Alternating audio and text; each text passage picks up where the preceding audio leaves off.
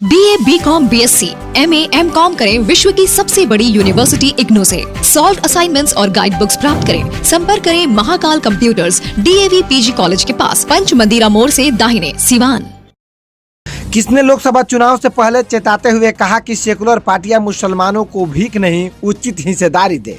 हिना साहब और मुस्लिम नेताओं को नजरअंदाज करना सेकुलर पार्टियों के लिए बहुत नुकसानदेह होगा। जानिए इस रिपोर्ट में कौन नेता जो पटना में गरजा है।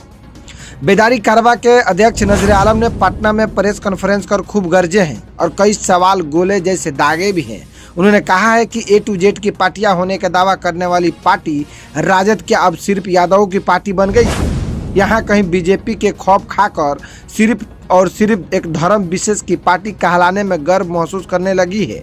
नजर आलम आगे कहते हैं कि राजद जिसकी स्थापना MOI समीकरण पर हुई और इसी समीकरण के सहारे 15 वर्षों तक बिहार में सरकार में भी रही, वहीं राजद 2015 तक आते आते A to Z की पार्टी हो जाती है।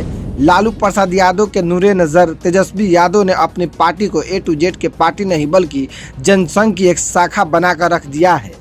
आइए आपको थोड़ा इतिहास से रूबरू कराते हैं। मुसलमान या मुस्लिम नाम से जुड़े राजद के सभी वरिष्ठ नेता आज हाशिए पर है या गुमनाम हो चुके हैं और इसके लिए सिर्फ और सिर्फ लालू परिवार जिम्मेदार है। नजर आलम ने आगे कहा कि डॉक्टर मोहम्मद शहाबुद्दीन जिन्होंने राजद के स्थापना से लेकर उसके आगे बढ़ाने तक नेतृत्व किया, आज उनका परिवार, उनकी पत्नी और शेर दिल बेटा ओसामा अवाम के भीड़ के वजूद राजद में उनकी उपेक्षा की जा रही है। इसी कड़ी में तनवीर हसन, अली असरफ फातिमी, अहमद अशफाक करीम, अब्दुल बारी सिद्दीकी, अनवारुल हक, अब्दुल गफूर और तस्लीमुद्दीन साहब का नाम लिया जा सकता है। लालू परिवार ने इन सभी नेताओं को या तो ठिकाने लगा दिया या गुमनामी की स्थिति में डाल दिया है। मुस्लिम जनता आलमे वजीद नहीं बल्कि आलमे अदम में हो जैसे इसे कुछ दिख ही नहीं रहा है। इसे बस दिख रहा है इतना कि तेजस्वी यादव को झोला और झंडा कैसे ढोया जाए। और मजेदार बात यह है कि इस काम में मुस्लिम जनता कामयाब भी हो रही है।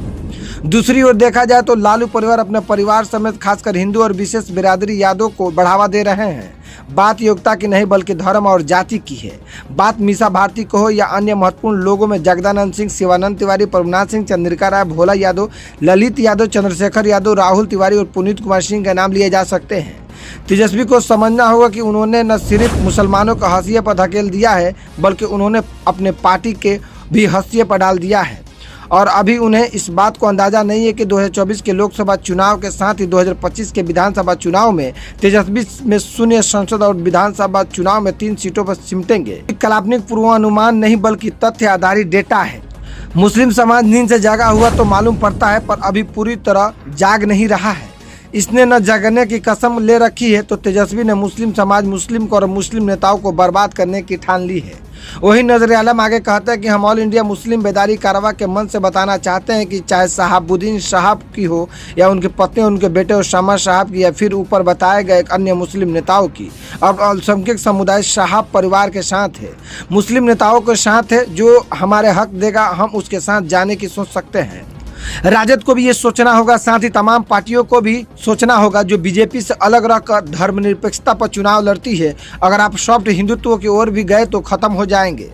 मुस्लिम अल्पसंख्यक समेत बिहार राज्य और भारत के अमन पसंद लोगों की समझ आ गया है कि जब सब कोई सांप्रदायिकता, उग्रवाद और हिंदुत्व की ही बात करेगा तो भाजपा में क्या बुराई है।